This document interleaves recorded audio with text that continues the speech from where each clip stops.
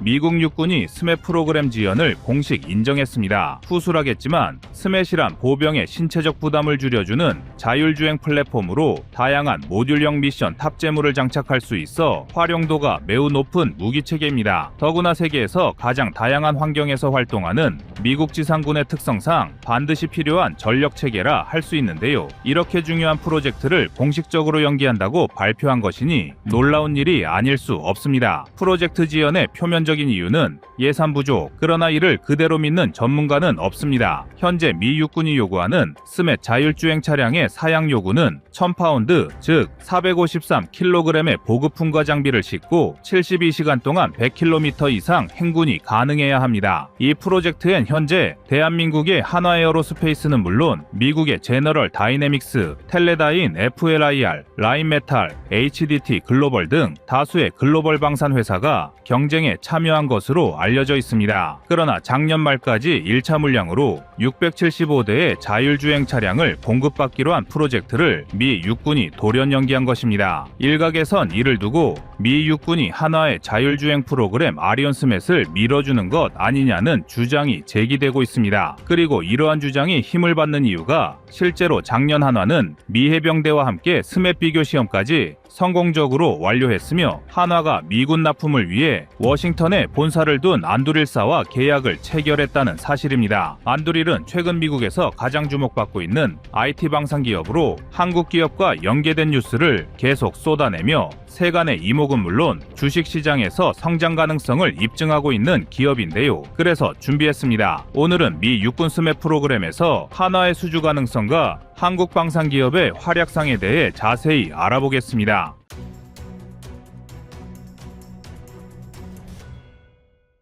미 육군의 요구사항은 간단했습니다. 작전이 길고 복잡해질수록 보병이 갖춰야 할 보급품과 장비의 무게는 날로 늘어갔는데요. 이러한 물자 운반과 부상자 후송과 같은 병력을 보조하는 임무를 대신해줄 튼튼하고 오래 움직이는 자율주행 로봇을 원하는 것이었습니다. 그리고 이 분야에서 가장 앞선 기업은 바로 한화였습니다. 한화 디펜스가 미군에 제안한 아리온 스맷은 물자 운반과 같은 기본 기능부터 감시 정찰, 원격 수색 작전은 물론 총성의 방향과 패턴까지 파악할 수 있는 다목적 무인 차량입니다. 무인 차량답게 운전석이 없으며 AI를 기반으로 원격 조종과 자율주행을 통해 목적지까지 도달할 수 있는데요. 실제 전장에서도 장애물 등을 고려하여 최적의 운행 경로 등을 스스로 판단하고 주행할 수 있습니다. 또한 이와 더불어 자율주행 시 앞서가는 사람의 뒤를 따르는 선행 추종 기능이 탑재되어 있어 활용도가 풍부한데요. 여기에 공격까지 가능합니다. 상단부 옵션으로 무기를 장착할 수 있는데 당연히 무기는 상황에 맞게 변경이 가능합니다. 더구나 전술한 대로 총성의 방향을 파악하여 총구가 움직이는데 아군과 적군의 총성 패턴까지 구분하여 적군이 있는 곳을 정확하게 조준할 수 있습니다. 따라서 드론을 활용한 네트워크전이나 여러 대를 활용해 군사작전을 펼치는 등 미래전에서도 다목적으로 활용이 가능한데요. 그러나 미 육군의 스맷 프로젝트에서 한화의 가장 유력한 경쟁자로 꼽히는 제너럴 다이내믹스사의 MUTT 자율주행 로봇 역시 강력한 기능을 제공합니다. MUTT는 한화의 아리온에 비해 무장 능력에 좀 더 특화되었다고 할 수가 있습니다. 보병의 신체적 부담을 줄여주는 반자율주행 로봇 플랫폼이란 공통점 외에도 다양한 모듈형 미션 탑재물을 장착 가능하다는 특징이 있습니다. 더구나 MUTT는 이미 2020년 미 육군의 소형 다목적 장비 운송 프로그램에도 선정된 바가 있어 더욱 유리한 고지를 점했다고 평가받는데요. 여기에 향후 업데이트될 기능으로 로봇이 알아서 보급로를 왕복하는 자율재보급 기능과 무인 항공 시스템과의 연계 기능, 화학, 생물학, 방사선 및 핵방어, 정보감시 및 정찰, 전자전, 직접 사격 및 간접 사격 기능이 포함됩니다. 그러나 한화의 아리온이 더 뛰어난 평가를 받는 데는 다 이유가 있습니다. 일단 경쟁 제품군 중 가장 높은 국산화율을 자랑하고 있습니다. 국내 연구진은 원격 사격 통제 체계 RCWS를 포함하여 통신장치와 레이더, 라이다까지 다목적 무인 차량의 핵심 장치를 모두 국산화 개발 적용하는 데 성공했습니다. 애초 개발 목적 자체가 국내에서의 수요 때문이었는데요. 줄어드는 병력을 대신하기 위해 만들어진 만큼 사람의 손을 덜 거치고 많은 부분을 자유로하도록 개발되었기 때문입니다. 특히 전술한 대로 기관총이나 자동 유탄 발사기 등의 타격 체계와 감시 체계가 통합된 무장 장치인 RCWS를 완전히 국산화한 것은 높이 평가할 만한데요. 사람이 직접 조작하지 않고 원격 통제 장치나 AI에 의해 조작되는 만큼 실전에서 보병의 생존성에도 높이 이바지할 전망입니다. 자율주행에서도 라이다와 AI에 기반 사람이나 차량을 인식하는 부분에서 타의 추종을 불허하는 성능을 자랑하고 있습니다. 이 자율주행은 GPS를 활용해 목적지를 설정하고 차량 앞에 달린 카메라와 라이다를 이용해 주변 상황과 장애물을 인식해 주행하는데 실제로 카메라와 레이저 펄스를 발사하여 그 빛이 대상 물체에 반사되어 돌아오는 것을 받아 물체까지 거리 등을 측정하고 물체 형상까지 이미지화하는 라이다의 영상을 융합해 하나의 영상으로 인식하는 기술이 적용되어 있으며 이 환경인식 자료를 기반으로 현재 주행 방향과 속도 등을 조절하여 충돌과 사고를 방지합니다. 가장 놀라운 점은 이러한 첨단 기능이 복합적으로 작용해 자율주행을 진행하다 보니 전장에서 한두 개의 센서 모듈이 고장나거나 파손되더라도 전방의 카메라 등 비상 센서를 통해 계속 주행이 가능하다는 장점을 갖고 있습니다. 또한 전술한 대로 다목적 무인 차량 아리오는 주행뿐만 아니라 총성의 방향과 패턴도 자율적으로 파악이 가능합니다. 이는 국산화된 원격 사격 통제 체계 덕분에 가능했는데요. 이는 수출의 용이성과 함께 전시 상황에서도 저비용으로 빠르게 정비가 가능하다는 장점을 갖고 있습니다. 현재 개발 성능으로는 5.56mm, 7.62mm 두 가지 총 구경에 대해 호환이 가능하며 K3, K16 등 총 4가지 총기가 호환 운용 가능합니다. 여기에 총성을 인식하여 조준하는 기능의 경우 차량에 달린 마이크를 통해 총소리의 방향과 위치를 확인하는데 여러 개의 마이크를 활용하여 삼각 측정법을 활용해 어떤 총이 어디서 발사되는지 파악하여 공유할 수 있습니다. 게다가 총기마다 사용 규격이 다른 점에 근거해 음파와 총성의 특성을 구분하여 적군과 아군을 구분하는 기능은 시연장에서 이를 경험한 관계자들을 놀라게 했습니다. 다목적 무인 차량 아리오는 방어와 운용에서도 경쟁 모델 대비 우수함이 돋보입니다. 제너럴 다이내믹스의 MUTT가 올터레인 타이어를 장착한 것과 달리 아리오는 전시 상황에서 총탄을 맞았을 경우 손상이 가지 않는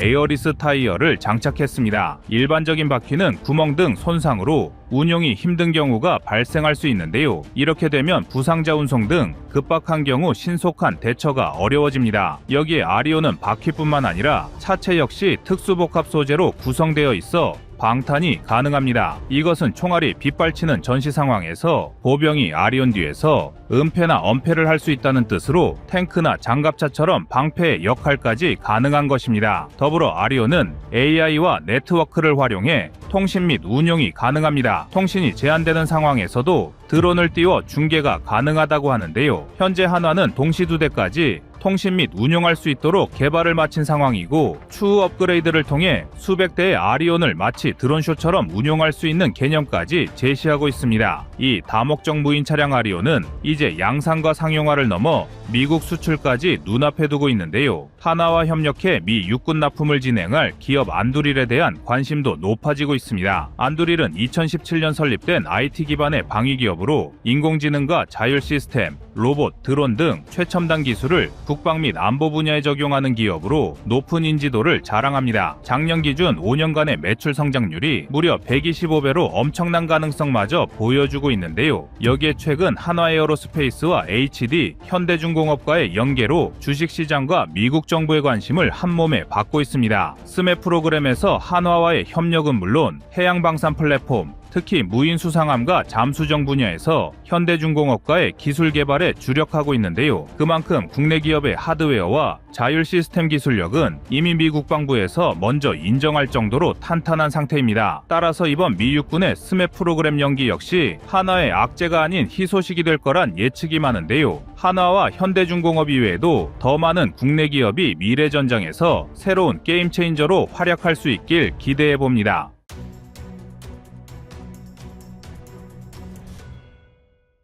다음은 24년 3월 25일 해상 드론 영상입니다. 이미 드론은 전장에서 공격 정무기로 활용되고 있습니다. 지난 2월 말 친우크라이나 텔레그램 채널 와일드호넷은 우크라이나군이 운용하는 저가 드론이 러시아군 주둔지 창고에 날아들어 수백억 원어치 군수물자를 파괴하는 영상을 공개했는데요. 이번 드론 공격으로 러시아군의 T-72 전차 2대, S-60 견인식 대공포 2문, BMP-3 보병 전투 차량 1대, BMPT 장갑차, 군용 트럭 2대가 파괴됐습니다. 지난 14일에는 우크라이나군의 해상무인기가 러시아 흑해함대 소속 대형 상륙함인 체자리쿠니코프를 격침시킨 사건도 발생했습니다. 우크라이나의 무인 수상정은 850kg의 폭발물을 싣고 흑해함대에 맞선 것인데요. 이는 현대전에서 차지하는 무인 무기 체계의 위력을 여실히 보여준 사례이며 우리가 최근 중국의 드론 행보에 긴장할 수밖에 없는 이유입니다. 이미 중국은 지난해 6월 자체 개발한 200톤급 무인 수상정 운행을 시작했으며 상륙 전용 무인 수상정도 서해에 배치했는데요.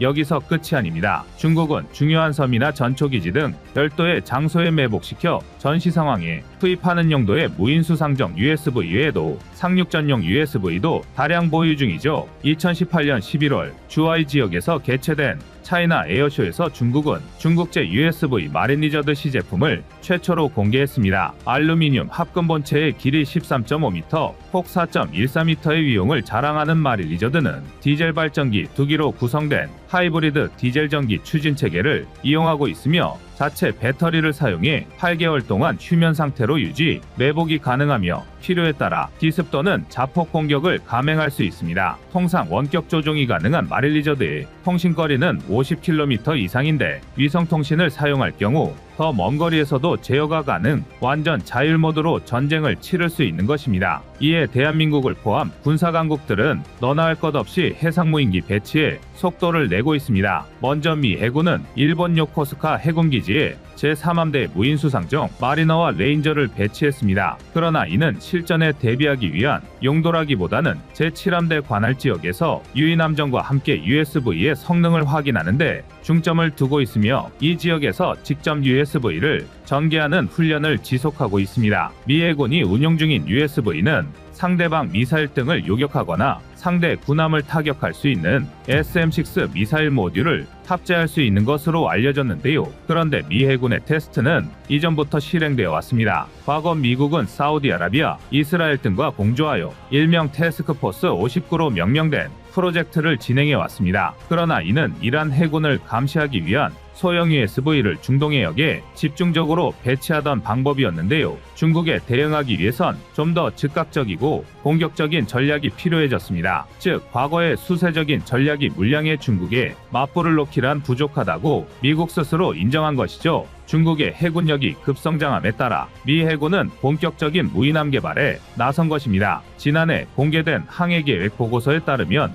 미 해군은 2045년까지 유인함정 373척과 무인함정 150척을 보유할 계획이라고 하는데요. 대한민국 방산 역시 해상무인기 시장에 눈을 뜨고 있습니다. 현재 LIG-X1은 4대의 무인수상정을 동시에 생산할 수 있는 국내 최초 해상무인기 개발, 연구 생산동을 갖추고 있습니다. 시험동 내부, 가로 23m, 세로 11m, 깊이 5m 크기의 실내 수조에선 자율주행이 가능한 해상무인기 해검2, 해검3, 해검5를 테스트하고 있는데요. 해검 시리즈는 작전에 따라 감시정찰 기능 강화, 무장 기능 추가, 유무인 복합 등의 기능을 수행하고 있습니다. 이중 해검2는 수상 수중정찰용 무인수상정으로 조류가 강한 환경에서 기뢰나 잠수함까지 포착할 수 있는 용도로 제작되고 있으며 해검5는 함탑재용으로 개발되었습니다. 원격 사격 통제 체계를 장착한 해검5는 모함의 지휘 통제에 따라 모함에서 분리, 적진 인근에서 작전 수행이 가능하도록 만들어졌습니다. 해검3는 무장전투 기능 강화에 초점을 둔 연안경계용 무인경비정입니다. 무인수상정 전방에 12.7mm 중기관 총뿐만 아니라 후방에 2.75인치 유도로켓 발사대를 장착하고 있으며 자폭형 드론도 탑재하고 있는데요. 지난해 6월에는 미 해군도 자신들의 무인수상정에 LIG-X1에서 제작한 2.75인치 유도로켓을 달고 시험할 정도로 관심을 보이고 있습니다. 해상무인기의 핵심은 작전 반경이 있다고 할 수 있는데요. LIG-X1은 적외도 위성통신 서비스를 제공하는 미국 스타링크와 손잡고 수백에서 수천 킬로미터 떨어진 적진에서 작전도 수행할 수 있다고 설명하고 있습니다. LIG-X1이 개발한 무인 수상정은 이미 최고 기술에 도달했는데요. 바람, 너울, 해류 등 해상 상태를 표시하는 등급에서 국내 유일 4등급에서도 운행이 가능, 파도 높이 2.5m에서도 작전을 수행할 수 있습니다. 여기에 무인 수상정에 쓰일 인공지능도 추가되는데요. AI를 기반으로 해상 장애물을 탐지하거나 장애물을 회피하는 기술까지 확보하고 있습니다. 그리고 이 모든 계획은 우리 해군이 추진 중인 유무인 복합체계 네이비시 고스트의 일환이라 할 수 있습니다. 대한민국 해군은 작년 6월 유인특전팀과 함께 무인 수상정과 무인 항공기 30대를 동원 유무인 복합체계 상륙작전도 선보인 바가 있습니다. 그러나 북방력은 공격용 무기만 가졌다고 해서 우위에 설 수 없습니다. 지난해 9월 창설 드론 작전사령부에선 공세적 임무인 드론 공격작전과 적 드론을 방어하는 대드론 작전 임무를 맡고 있는데요. 현재 우리 군은 공세적 임무에선 보유한 소형 무인기를 사용해서 북한의 침투, 정찰 및 타격 작전을 진행할 능력을 갖춘 것으로 알려져 있습니다만 문제는 드론 방어 작전입니다. 무인기는 쏘는 것보다 막는 것이 더욱 중요한데요. 적의 대량 드론 포화 공격을 막아내는 데 성공하는 것은 단순한 방어가 아니라 적의 핵심 역량을 무력화시키고 반격의 기초를 닦아 전쟁을 종결하는데 가장 큰 조건이기 때문입니다. 드론을 방어하는 대드론 체계는 대통령실이나 원자력 발전소, 전방 지역 시설을 방어하는 고정형 대드론 체계와 지역을 방어하는 기동형 대드론 체계로 나뉘는데 드론 작전사령부는 이 중 우리 영토의 80%에 달하는 영역 기동형 대드론 체계 작전을 담당합니다. 반대로 말하자면 현재 우리 국토의 80%는 적의 드론 공격에 대응할 방안이 없어 취약한 상태인 것인데요. 지금까지는 육군 항공대의 공격 헬기 및 공군 전술 항공통제기 KA-1을 사용해서 드론 요격 작전을 수행했지만 두 무기 체계 모두 드론과의 전투를 위해 개발된 장비가 아니어서 추적과 요격이 어렵다는 단점을 갖고 있습니다. 이에 국방과학연구소는 적국의 무인기를 막아내기 위한 세계 최고 수준의 드론 요격 시스템을 개발 중인데요. 2025년까지 30km 밖에서 드론을 탐지해 킬러 드론을 충돌시켜 파괴할 요격 시스템을 구축할 계획입니다. 이런 종류의 무인기 중 가장 유명한 무기가 미국 RTX사의 코요테 블록2인데요. 코요테 무인기는 당초 정찰, 타격 등 다양한 용도로 쓰이는 모듈형 무인기로 만들어졌다가 작은 제트 엔진을 달아서 개조한 대드론 요격용 드론입니다. 가격도 비교적 저렴한 대당 10만에서 20만 달러 수준으로 드론 타격 무인기 시장을 선도할 뿐만 아니라 중동 지역의 주둔한 미군을 보호하는 용도로 실전 운영 중입니다. ADD는 두 가지 형태의 대드론 타격 소형 무인기를 개발 중인 것으로 알려져 있는데요. 첫 번째로 공개된 드론 타격 무인기는 드론 속의 드론 형태로 제작됐습니다. 수직이 착륙 기능이 있는 고정익 무인기에 두 대의 초소형 타격 무인기를 탑재해 드론이 날아다니면서 순찰하다가 적 드론을 발견하면 초소형 타격 무인기가 요격하는 방식이죠. 그리고 ADD가 새롭게 공개한 대드론 타격 소형 무인기는 앞서 말한 RTX의 코요테 무인기나 폴란드의 워마이트 튜브, 중국의 CH-901 무인기와 같은 튜브 발사식 공격 드론입니다. 즉 튜브에 있다가 미사일처럼 발사되기 때문에 긴급한 표적을 탐지하고 타격할 수 있다는 장점이 있는데요. ADD는 차량으로 견인할 수 있는 트레일러형 발사대 타격 무인기 10기를 탑재한 튜브를 제작할 예정이며 이 기술의 최종 목표는 타격 무인기를 무인지상 로봇에 탑재하는 방식입니다. ADD가 구상한 대드론 방어 프로세싱을 조금 더 자세히 살펴보면 북한 드론을 탐지한 즉시 트레일러의 튜브에서 타격 무인기가 발사되고 발사된 타격 무인기는 탐지 레이더 및 지상 통제 장비와 교신하면서 적 드론의 접근, 머리 부분에 장착된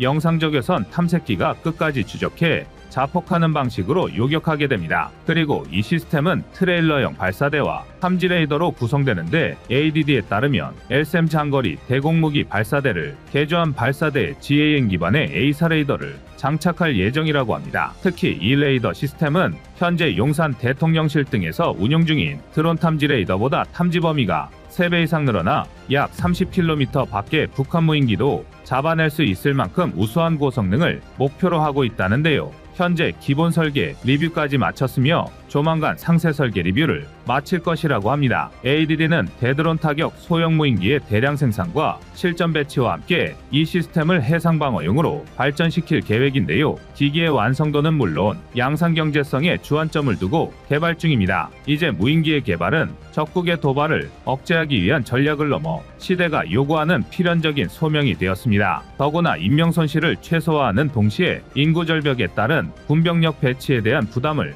줄이기 위해서라도 반드시 성공시켜야 할 프로젝트일 텐데요. 여러분의 생각은 어떠신가요? 이상 꺼리튜브의 두 번째 미션이었습니다.